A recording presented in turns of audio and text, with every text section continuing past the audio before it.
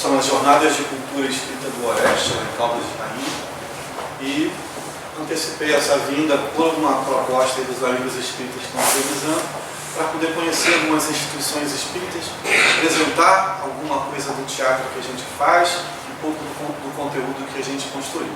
Tá bom? Espero que vocês se divirtam nessa brincadeira. A gente vai ter espaço para conversar, vou falar o menos possível. É uma dificuldade, é um exercício. E eu quero apresentar uma cena de teatro para vocês, muito especial, construída com muito afeto, para que a gente possa estimular esse nosso discurso de troca e de conversa, de perguntas depois. Tenham paciência comigo um pouquinho só. Como vocês sabem, eu vim do Brasil, e aí eu coloquei uma imagem do Brasil dentro da América do Sul, só para quem estiver perdido, se é que alguém não sabe onde é o Brasil, né? Para essa imagem de que a gente é cercado de alguns países menores geograficamente, e aí temos esse espaço geográfico imenso, somos muita gente lá, com muita diversidade, e com um olhar espírita a gente lembra que o espaço que estamos é o espaço que precisamos, né? A gente está na família que precisa, com os amigos que precisa, ou que escolhemos, ou que fazemos as nossas opções, né? Na profissão que às vezes que planejamos para ser o melhor para nós, né, nessa encarnação, e também o país que moramos, às vezes eventualmente, às vezes mudando, às vezes alterando, eles nos influenciam e nós a eles, né? Nosso país é muito diverso, plural, de muitas culturas, com imensas dificuldades de ser administrado, né? Se pensar o que é o sistema de saúde para todo esse país. Mas tem um princípio, por exemplo nisso que eu falei ao acaso aqui, né? O sistema de saúde nosso público. Se você estiver no Brasil, independente do que país você for, independente de quem você for, independente se você for uma pessoa de bem ou um criminoso, se você estiver no Brasil, você tem o direito de ser atendido pelo sistema público de saúde, que é mantido pelos impostos dos brasileiros. Isso é um princípio de abraçamento, que talvez nem tenha sido inconsciente ao se construir a Constituição Nacional, mas é o espírito de que nós abraçamos. Se é uma mulher grávida, que porventura o filho nasça no Brasil, independente de qual país ela seja, independente de qual religião ela tenha, de qual etnia ela tenha, esse filho é brasileiro. A gente tem a honra de que esse espírito que reencarnou no nosso território é brasileiro. Isso não acontece em todos os lugares, né? Mas essa é uma característica do nosso país. Então, alguns povos que em outras partes do mundo vivem em conflitos, etnias que não podem estar na mesma rua, no nosso país vivem no mesmo bairro e às vezes trabalham vizinhos ou na mesma loja. Isso é muito característico na cidade de São Paulo, uma cidade com 25 milhões de habitantes. Vocês imaginam o desespero que é isso? Né? E você vê, né, as pessoas convivendo e dizem isso, né? Onde eu encontrei paz foi aqui no Brasil, porque em outros lugares a minha etnia, a minha origem, a minha nacionalidade, o meu culto religioso, eles sempre sofriam preconceito e era inimigo de alguém. Aqui não, nós somos todos amigos. Esse é o espírito que eu gostaria de trazer para vocês do país que vem. Espero que vocês tenham a oportunidade de visitá-lo, apesar da mídia nos assustar bastante com o que é o Brasil, mas o Brasil é muito mais do que pode parecer. Esse mapa curioso, ele traz ali, talvez não dê para ver muito bem, mas uma região do país que é mais ensolarada, mais quente, né? É mais festiva, a outra lá em cima na verde está influenciada pela floresta amazônica. Não é tão delineadozinho, é uma imagem figurativa de que é um clima úmido, uma cultura diferente, uma educação diferente, tem influência indígena maior. Já no sul do país, ali naquela pontinha de baixo, ali, os climas são mais frios, nós temos cidades e regiões que nevam. Neve no nosso país. O mais estranho que possa parecer, não é só praia e samba. No Brasil tem muito mais possibilidades. Evidentemente nós temos sérios problemas e muitas dificuldades, especialmente nas nossas atitudes pessoais, né, do perfil do nosso povo, algumas dificuldades que são estruturais, mas isso o tempo cuida, porque o tempo cuida de tudo no universo. Né? De lá que eu venho, com muita alegria de poder estar aqui, compartilhar esse espírito que tenho de um trabalhador da arte. Curiosamente, no nosso país, o movimento espírita tem uma associação de artistas espíritas. Olha que loucura. A gente já conhecia as associações de médicos espíritas, né? Psicólogos, mas temos artistas, pessoas que são trabalhadoras da atividade artística na casa espírita. Então, esse número aumenta cada vez mais de centros espíritas, que assim como tem a atividade de evangelização da criança, do jovem, assim como tem a atividade mediúnica, o treinamento do médium, a preparação do médium para a atividade de socorro espiritual, tem também a atividade de arte. Tem um grupo permanente, tem artistas permanentemente que se reúnem ou para cantar, ou para dança, ou para o teatro, né? Nas diferentes linguagens artísticas, não reunindo todas elas, e vamos para o centro espírita para estudar o espiritismo através da arte e divulgar o espiritismo através da atividade artística. E isso já há muito tempo, isso desde a origem da história do espiritismo. No nosso país, a primeira peça de teatro com conteúdo espírita foi apresentada em 1914 por um italiano, Umberto Brussolo, que era espírita, que foi morar no nosso país. Então, a atividade artística de teor espírita é histórica, faz parte da história do movimento espírita. E a associação surgiu 11 anos atrás para reunir as pessoas, construir material para capacitação, para orientação desses trabalhadores da arte, e para que não se distancie da atividade de estudo doutrinário, porque não viramos apenas fazedores de arte, né? Como um médium, por exemplo, que ele não pode, ou melhor, convém a ele que ele, além da atividade prática mediúnica, ele tem atividade de estudo doutrinário, não se dissocia a ela. E aí surgiu a nossa associação. Aí eu vou contar uma coisa para vocês, vou pedir que não espalhem. Está acontecendo desde ontem esse evento, Semana Nacional de Arte Espírita, de 21 a 29 de setembro.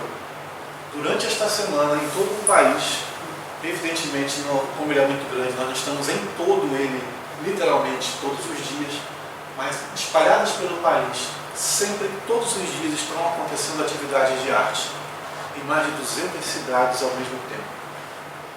Ou uma apresentação artística, ou uma palestra sobre a arte espírita, e não espalhem, vocês estão participando desse evento. Como é no Brasil, e eu estaria aqui em Portugal exatamente no mesmo período, a gente chamou de atividade convidado especial, né? Então essa palestra faz parte, está inclusa nessa programação, porque para nós lá é um orgulho muito grande a gente saber que fora do nosso país as pessoas se interessam também por esse assunto.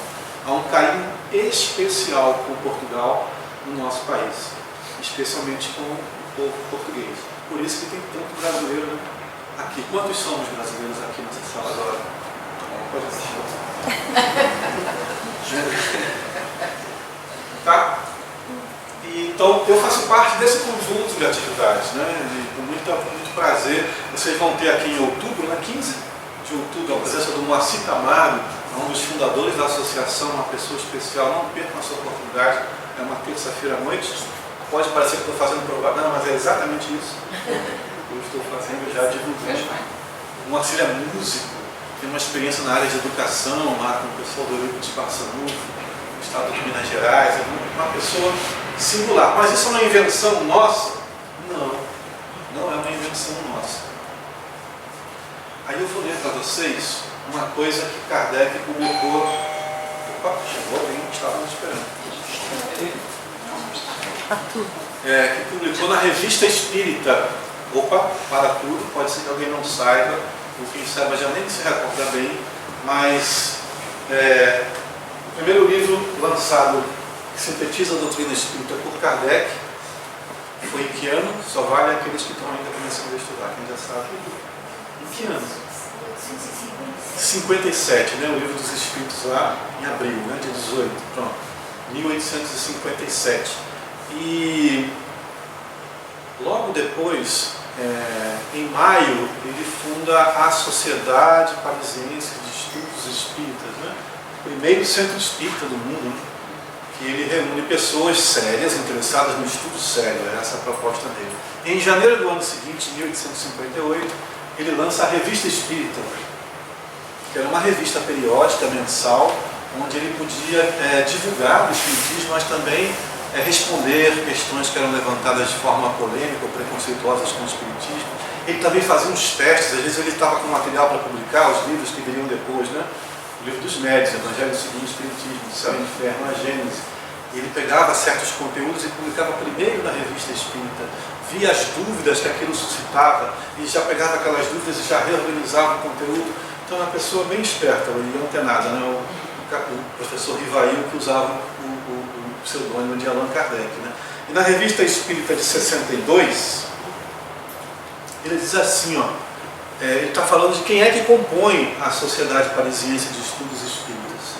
Ele diz: para que saibais a quem ireis fazê-lo, dir-vos-ei dos que se compõem a Sociedade Parisiense de Estudos Espíritas.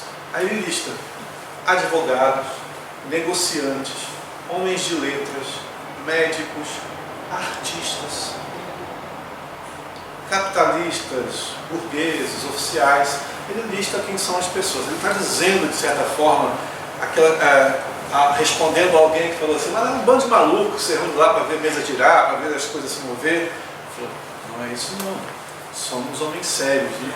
E ele lista, inclusive, os artistas, porque à época os artistas eram considerados pessoas sérias. Hoje os artistas às vezes têm esse artista. Não, os artistas teve uma época da história que eram pessoas consideradas. Né? Essa piada funciona melhor no Brasil, que a gente desvaloriza um pouco a arte lá. Mas não, vamos voltar à questão doutrinária. Né? Kardec era um homem do seu tempo. Né? Bom, Kardec, quando lança o Livro dos Espíritos, e usa o pseudônimo de Allan Kardec, né? Vamos lembrar aí, Hippolyte Léon Denis Rivail era um pedagogo, na época não existia o termo, era um homem da educação. Ele já tinha quantos anos em 1857? Nasceu em 1804? 51 anos de idade, né? Já era um senhor. Isso me dá uma esperança, né? Que ainda tem bastante tempo para eu começar a fazer coisas realmente, me dá muita esperança. Mas ele era muito conhecido à época, né? E ele vivia o momento que era a França naquele momento, no centro mundial da arte. Ali vivíamos o romantismo, já saindo dele, um pouquinho mais à frente, 1870, foi o impressionismo. Né? Aí Kardec já não viveu ainda isso, mas ele conhecia as pessoas de arte, ele vivia esse movimento. Por sinal, ele tinha alguém artista muito próximo dele, né? Quem era? Amélie. Amélie. Amélie Boudet, sua esposa, era professora de artes, era pintora, né? E reunia muitas obras de arte. Amélie Boudet era alguém do movimento artístico, que era a esposa de Rivail. E ele convivia com os artistas, e muitos deles faziam parte da Sociedade Parisiense de Estudos Espíritas. Lá naquele mapa ali, eu mostrei ali a América do Sul. Esse país aqui na esquerda, o Chile, em 1830 e fumaça, ele recebeu um pintor francês chamado Auguste Monvoisin. Era um senhor já chegando à maturidade, deixou a França e foi para o Chile. Imagina o que é isso em 1830. Quantas horas de voo? Não. Não penso. Semanas de navio. Né? Ele aportou primeiro na Argentina. Como ele chegou no Chile, não sei. Não conheço a biografia com detalhes, mas não foi fácil. E lá o Chile estava num momento histórico de construção dessa identidade cultural. Tinha-se apartado da Espanha, a sua independência, então estava construindo suas universidades. Monvoisin era retratista e romântico, da cultura romântica. Então ele foi abraçado pela corte chilena, né, pela burguesia chilena, e se tornou retratista. Na época não existia a foto, então as famílias construíam seus retratos com a pintura. Né?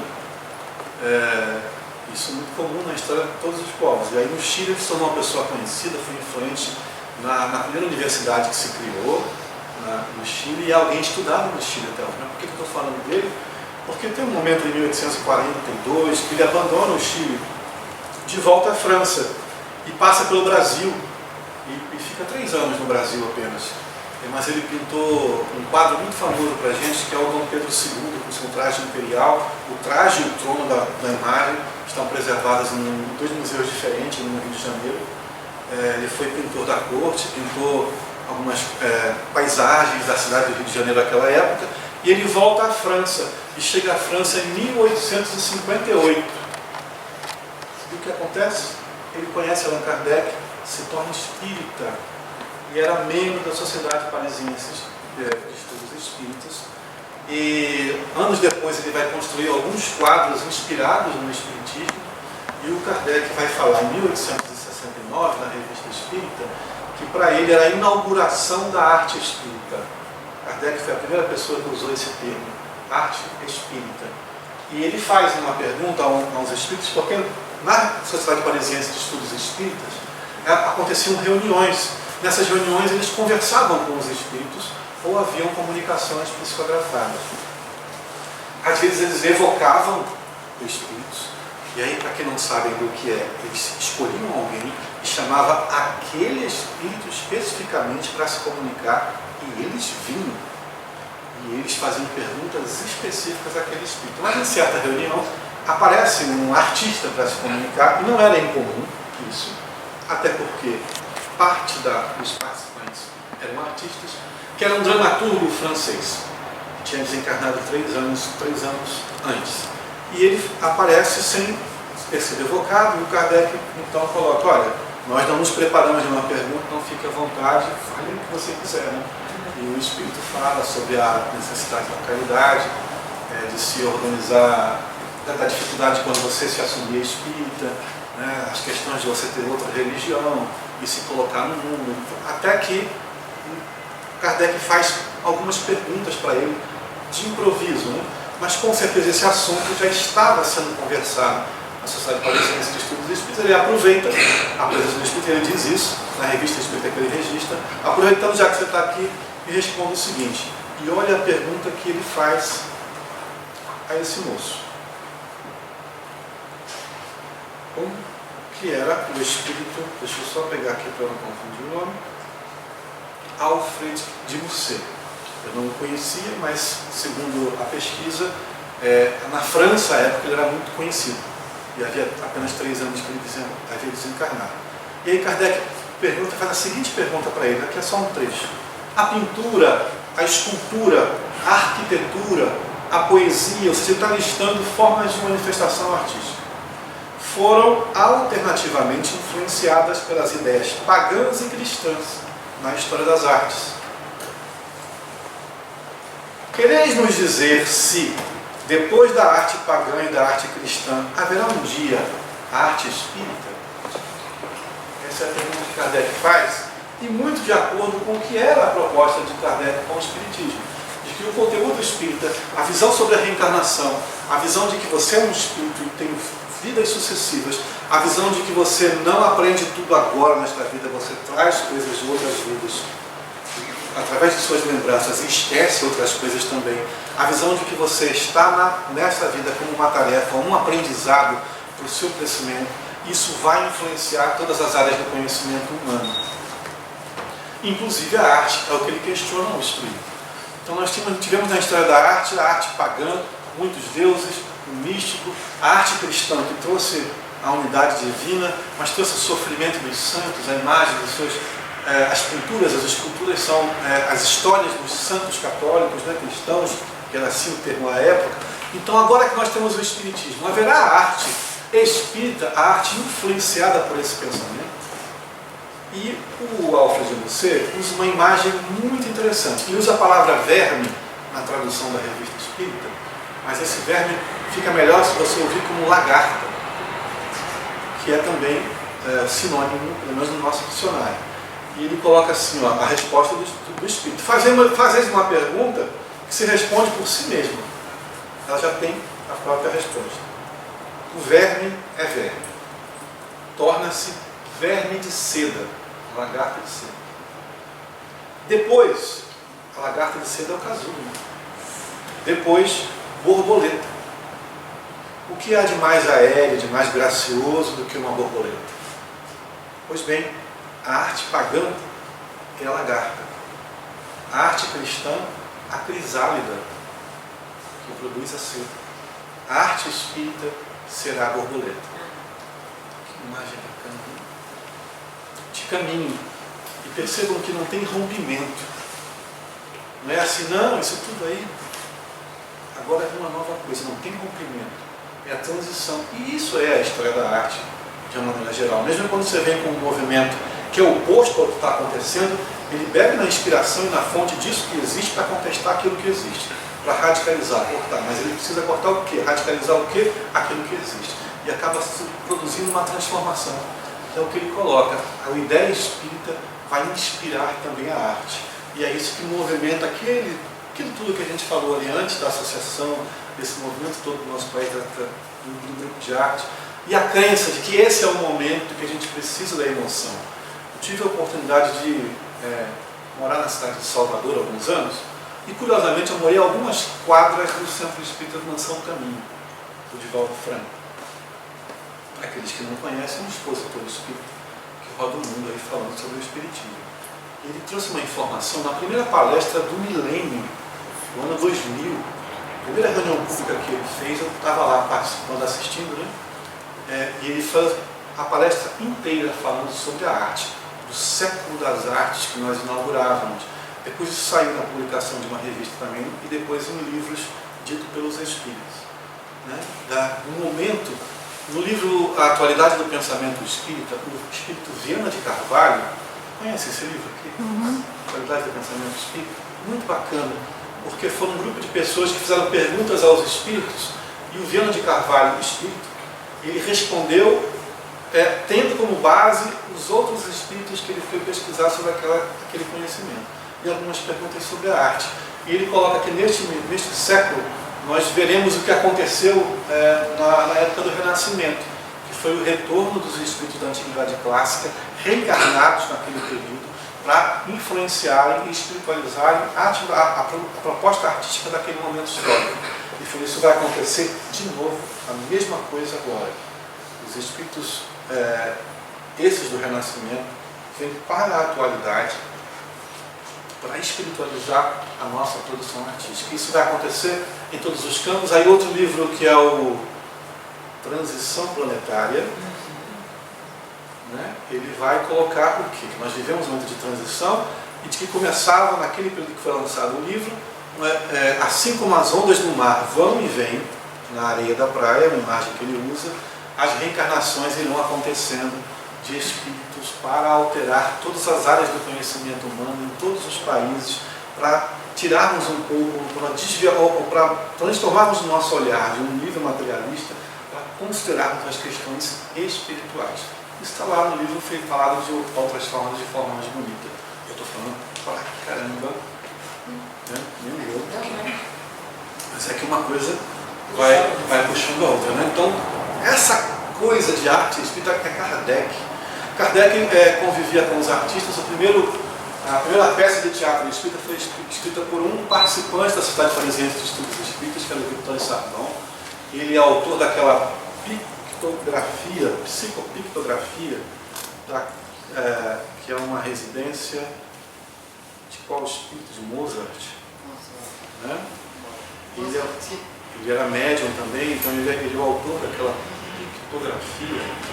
E eu descobri há pouco tempo, assistindo um estudo, que a pictografia, porque são feitos em pontos, por isso que a pictografia na minha cabeça era porque era mediúnica, nada a ver. Vivendo e aprendendo, saindo da ignorância. São uma sequência de pontos que fazem uma imagem maravilhosa. Né? Que bacana isso. Então começou lá e ele faz a primeira peça, chamava-se Espiritismo. Teve Sara Bernard como a atriz principal. E foi traduzida para o Brasil com o título de O Amargo Despertar. Não me pergunte por quê. Uma peça que se chama Espiritismo foi traduzida como O Amargo Despertar.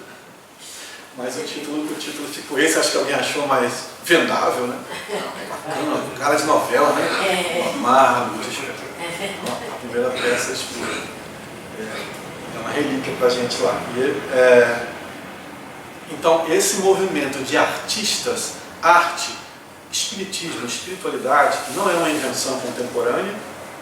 É algo presente e algo muito importante para a gente hoje, especialmente no ambiente da casa espírita, porque a arte vai lidar com o seu material principal, o sentimento, a emoção da gente, porque o conhecimento nos esclarece, nos transforma. Para ele nos transformar, precisa da experiência prática, mas nós precisamos muito cuidar das nossas emoções, né? Das nossas vibrações. Cantar tem uma força, né, imediata, porque a música é uma onda mecânica. Lembra? Amplitude, frequência, distância, tamanho de onda, quantidade, unidade de tempo. Então, um acorde musical, uma onda mecânica imediata que bate direto no nosso corpo físico, que atinge o nosso corpo espiritual, que é pura vibração e intrinsecamente está associado à emoção do nosso espírito, que quem sente a emoção é o espírito, né? Não é o perispírito. O perispírito é caminho, né? O corpo espiritual é intermediário, ele é físico. A música é de ação imediata nisso. Tá? E por isso, às vezes, você ouve um acorde da música, aquilo já te emociona ou te deprime. Da mesma forma, já gera ondas mentais. Isso André Luiz, do Mecanismo da Mediunidade, vai contar bastante, né? Já o teatro tem essa capacidade, essa possibilidade de lidar com a expressão vocal, a brincadeira de ser um novo personagem. Isso movimenta energias suas, memórias, acrescenta novas memórias. Quem teve a oportunidade já de pisar no palco, sabe o que é aquele nervosismo que dá, né? Aquele medo, aquele negócio diferente, que a adrenalina no corpo se transforma diferente, e aquilo é especial para o espírito. Essa experiência é especial. E você está em cena, vivendo uma outra pessoa, falando uma outra coisa, vivendo uma outra emoção, talvez evite que você passe por aquela dor, por passar de brincadeira a dor, estando no palco. Então essa é uma possibilidade para a casa espírita, de uma forma única, toda a atividade artística, né? E aí o Kardec, para acabar, gente, que eu vou falar, eu prometo, é rapidinho. O Kardec ele foi tão ousado, tão provocativo, que no livro dos médiuns, ele faz um registro muito interessante. Aí eu queria que alguém lesse. Quem é que pode ler? Eu não. Alguém que seja tímido. Poder ter a dificuldade. É pequeno, é um parágrafo. Não, é jovem. O que tem que ser jovem? Jovem é espírito. Tá. Alguém pode me ajudar? Ou ninguém vai me ajudar? Vou passar essa vergonha. Vem aqui, mas tem que vir para o palco. Tem que vir para o palco. Você deu sorte que não tem microfone? Esse é um item do livro dos médiuns. Ele tem 169. Ele está falando, enquanto eu vou falar, você vai lendo aqui para você mostrar a palavra truque. Você só não fala nada, não, só para você. Nesse momento do livro, ele está falando sobre médiuns videntes. Lembra disso que já estudou o livro dos médiuns? Ele tem um momento que ele começa a falar de cada mediunidade.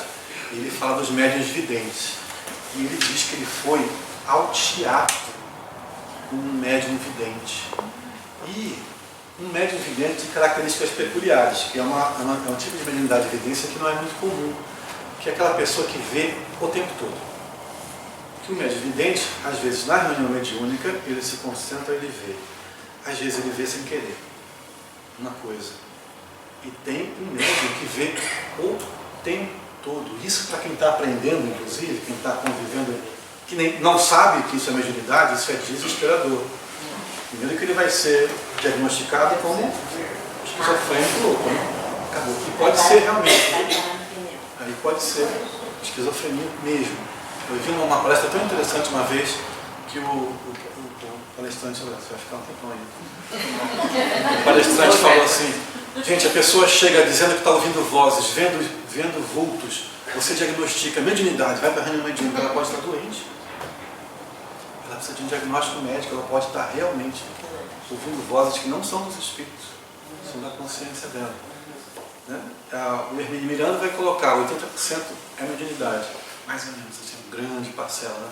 Mas sim, pode ser um problema que exija medicação e não mediunidade. Né? E, então, para quem está, imagina para quem não sabe isso, ele está vendo o espírito o tempo todo. Né? E eu convivi com dois médios assim. Uma eu estava dando uma carona para ela, que o sinal fechou. É sinal que fala aqui? Sinal? E aí a gente conversando, quando o sinal abriu, eu fui acelerar, ela deu um grito. E eu freiei. Quê? Aí ela, não, pode ir. Ela achou que eu ia atropelar alguém, mas era um espírito que estava passando. Você não distinguir, né? Divaldo também tem um lado dessa, Chico Xavier. Então você tem. Mas aí o exercício, o estudo, né? Você vai arrumando a energia no seu corpo espiritual, até que você consegue ter essas percepções, né? Mas vamos lá, olha o que ele diz no livro, no item 169 do Livro dos Médiuns. Assistimos certa noite à representação da obra Oberon, ao lado de um excelente médium vidente. Havia no salão um grande número de lugares vazios, mas muitos estavam ocupados por espíritos que pareciam acompanhar o espetáculo. Alguns aproximavam-se de certos espectadores e pareciam escutar as suas conversas. No palco, passava-se outra cena. Por trás dos atores, muitos espíritos joviais se divertiam em contracená-los, imitando-lhes os gestos de maneira grotesca. Outros mais sérios pareciam inspirar os cantores, esforçando-se por lhes dar mais energia. Um desses mantinha-se junto a uma das principais cantoras. Julgávamos as suas intenções um tanto levianas e evocamos-o após o baixar da cortina. Atendeu-nos e reprovou com severidade o nosso julgamento temerário. Não sou o que pensas, disse. Sou o seu guia, o seu espírito protetor. Cabe-me dirigi-la. Após alguns minutos de conversação bastante séria, deixou-nos dizendo: adeus, ela está no seu camarim, é preciso velar por ela. Só até aí tá bom, porque o restante eles vão ler no livro. Muito obrigado. Ninguém aplaudiu você, né?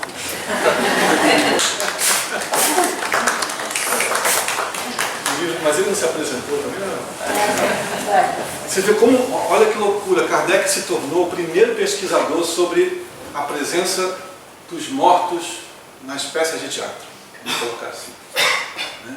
Porque o que ele viu, ele fala, nós fomos a vários lugares, fomos a velórios, a festas, em todos os lugares havia espíritos. Né? E havia espíritos sentados, assistindo à apresentação, interessados na apresentação, como se estivessem vivos. Outros ficavam ouvindo as conversas de quem estava falando ali, interessados nas fofocas. Outros estavam no palco, imitando os atores, espíritos levianos, brincalhões. Outros estavam transmitindo energia para os artistas. Olha como os espíritos interferem na vida da gente. Mas ele não para por aí. Ele continua, e ele descreve ali, ele faz uma provocação maior ainda. Sabe o que ele faz, gente? Ele começa dizendo, né? Fomos assistir uma ópera Oberon. Ele evoca o autor da ópera. Ele chama o espírito. Isso feito no intervalo, lá no camarote dele, ele e o médico. Ele evoca o... sempre esqueço o nome do espírito. Agora, Oberon. Não, o autor da ópera. Você é difícil. E agora? Quem é que lembra aí? Já está acessando o Google para ver, né? A gente tem aqui, ó. Alfred. Não sei não. Cadê o nome dele? Weber. Eu fico com Wagner na cabeça. Weber. Ele evoca o autor da ópera. Sabe qual a pergunta que ele faz? Que pergunta você faria para ele? Está vendo uma ópera, aí você chama o espírito que escreveu a ópera. O que você pergunta para ele? Kardec pergunta assim: o que você está achando da peça? O que você acha do espetáculo? Pergunta que ele faz. O espírito olha para a peça assim. Eles cantam só isso. Primeira vez que eu li isso, como assim só isso? Os caras cantam. São cantores, são atores, né, chamados, que faz ópera, só que são atores cantores. Eles cantam. Só isso. Se eu pudesse fazer só isso. O Porque precisa de muito preparo técnico para você cantar ópera. Aquele tempo não tem microfone, é a acústica do teatro, né? É negócio de verdade. Mas o espírito sente falta do fogo sagrado da arte. Eles estavam cantando afinados, mas era só isso. Faltava uma força a mais. E aí o médium descreve para Kardec, ele escreve nesse 69170, eu não vou contar, vocês vão ter que ir no livro 2000. E ele fala que o espírito vai sobre o palco e começa a se movimentar sobre o palco. E de repente caem luzes de cima do palco, ou seja, ele não fala, mas o espírito estava manipulando aqueles fluidos do ambiente, mais a energia dele. Isso cai sobre os artistas e o espetáculo cresce de força espiritual.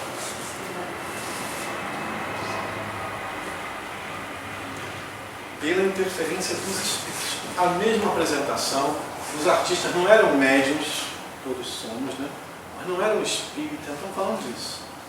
Estamos falando da possibilidade que tem dos espíritos de interferirem no nosso cotidiano, esse é o livro dos espíritos, mas na nossa atividade artística. Eu já vi algumas apresentações feitas de maneira muito humilde, simples, tecnicamente precárias, feitas com as crianças da evangelização no Dia dos Pais.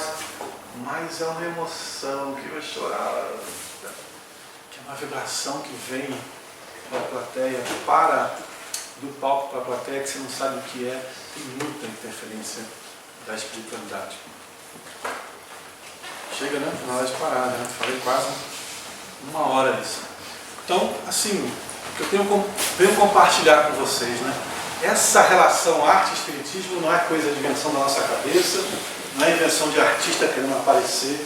Isso faz parte do procedimento de estudo do espiritismo, está na essência, na natureza do espiritismo.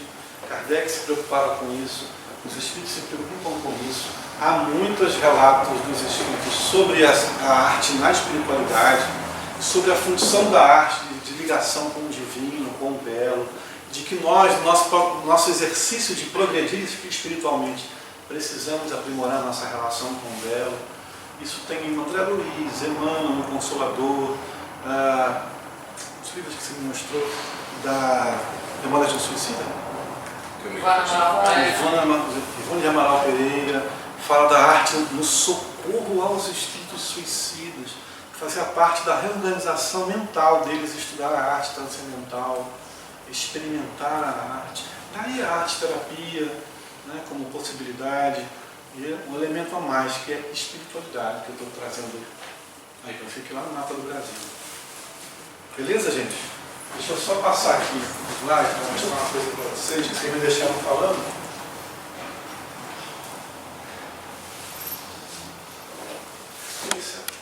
Esse livro do Chico Xavier é uma poesia da Francisca Clotilde, que conta a história do palhaço Tintino. Se vocês me permitirem, eu queria contar essa história para vocês. Sim. Pode ser? Vocês ficam mais um pouquinho? Mas eu vou usar alguns elementos só para me ajudar. Porque o talento não é muito grande, então a gente precisa de algumas coisas. Porque quem conta história é contador de histórias, mas algumas pessoas, e é esse personagem que eu trago para vocês, que é um pouco de mim, ele não só conta, ele anda por aí. Vocês viram por aí? Viram um velho? Velho. Ô, velho! Ele anda por aí, não sabe para onde vai, de onde vem. Não viram? Um velho. Ele leva as suas histórias, assim como eu levo as minhas histórias aqui, ó. E às vezes eu conto. Tá bom. Eu conto para vocês a história desse velho. Segue Tintino doente, segue sempre rua em rua. Ele não sabe onde mora, só sabe que continua caminhando com vontade de chegar. Chegar aonde? Sozinho. não tem a porta de um lar. Escora-se unicamente num cajado a que se aferra, guarda 90 anos de idade num corpo inclinado à terra. Todo o rosto encarquilhado, parecem rugas em cera. Fora somente um palhaço. Em muitos circos vivera, mas nesse dia Tintim estava aflito, sentia dores sem conta, tinha mais frio, febre, trazia a cabeça tonta. Ah, se tivesse, anotava tristemente a refletir, uma esteira, um cobertor, um quarto para dormir. Lembrava a infância risonha, o sítio humilde e bem posto, o pai cultivando a roça, a mãe a beijar-lhe o rosto de manhã, café à mesa, pão, manteiga, sacola, de tarde as rixas alegres com os colegas da escola, porque tem que ser alegre e ir para a escola. Por que os adultos esquecem disso? Todo dia, todo mundo devia, pelo menos uma vez por dia, lembrar da infância. Na infância é só alegria, nada dá medo. Tem umas coisas que metem medo, que não metem medo, mas a vida não tem medo, é só esperança de viver, alegria. Todo mundo devia, todo dia, pelo menos uma vez por dia, se fosse artista, lembrar da criança que há em si, da arte para a criança. Os miúdos também merecem. Todo mundo devia, todo dia, pelo menos uma vez por dia, lembrar das crianças que não têm esperança, que não têm alegrias. O velho. Sim. Mas o velho viveu algumas dores, e então seus pais, de repente, num acidente, se foram. Após a morte dos pais, levados por Deus ao céu, ele fez-se miúdo de circo, servindo de del em del.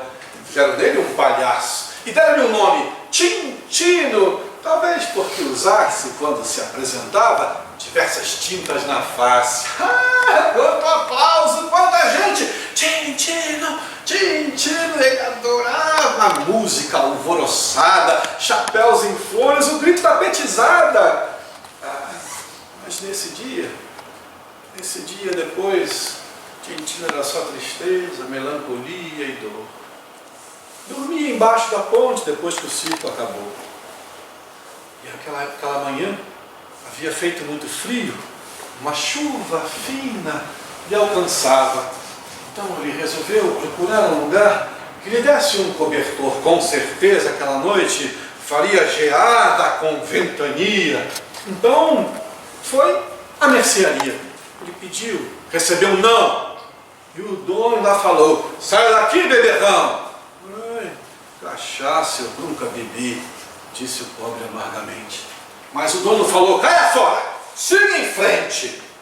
Então ele foi até a casa de Dona Estela, a viúva. Dona Estela falou em nome de Deus, mostrou receio da chuva. Mas Dona Estela: eu te conheço, conheço. Ela é artista, não é? Sempre viveu na folia. Agora, sem folia que se aguente. Saia daqui, palhaço indecente. Tá bom. Fui até o bar do João da Lua. Sabe o que o João falou? Os funcionários: botem Tintino na rua. Um moço, lutador de corpo enorme, lutador Marturino, pegou de uma vassoura, lançou sobre o Tintino: sai daqui, seu velho, beberrão, bagunceiro, vagabundo, vai embora, fedorento, Então o pobre arrastou-se a custo, pôs-se do outro lado da calçada, havia recebido nas costelas vigorosa vassourada. Meia-noite, muitos carros e vai e vem, Tintino só queria um claro, não aparecia ninguém. Horas, trevas densas, sobre a pedra fraco e mudo, o pobre não mais se erguera. O vento gelava tudo. Se pudesse, ele gritaria, mas em vão ele tentava falar. Quem lhe traria remédio à dor do peito sem ar? Por fim, Tintino dormiu e sonhou. Sonhou que estava como queria, renovado, bem disposto, numa noite de alegria, uma roupa nova que usava, de tão bela, parecia toda tecida de prata, mais clara que a luz do dia. Viu-se um caminho entre flores e, admirado por vê-las, chegou à porta de um circo todo enfeitado de estrelas, pediu entrada e ouviu logo as palmas de muito povo. Crianças vinham em bando para chamá-lo de novo. Tintino, Tintino, e ele ali brincava e fazia travessuras, e apareceu um homem, um moço, todo vestido de luz. Disse: Tintino, você chegou à grande libertação. O circo pagou a graça que você distribuiu, mas Deus lhe premia agora as dores que ninguém viu. Oh, moço, mas quem são essas crianças? São as crianças da terra a quem você consolava, mas além, é a multidão que trabalhava, sofria, para o qual você levava o pão da luz e da alegria. Para Deus, Tintino, não há serviço infecundo. Eu sei que você chorava, embora alegrasse o mundo. O circo lhe pagou, mas Deus lhe premia agora as dores que ninguém viu. Muito obrigado, moço. Moço todo vestido de luz. Qual o seu nome? Tintino. Meu nome é Jesus. Tintino abraçou o moço. O moço abraçou Tintino. Do alto surgiu aberta uma estrada em fulgor divino. Amparado pelo moço de luz, ia-se o terno palhaço, querendo fitar nas estrelas trapézios soltos no espaço. Francisca Clotilde.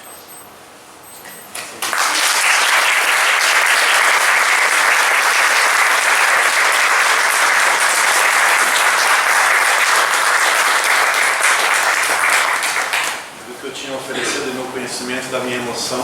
Acho que a gente pode conversar, se quiser, eu tenho palavra com vocês. Muito obrigado pelos olhares fulgurantes aí o tempo todo. Um beijo no meu coração.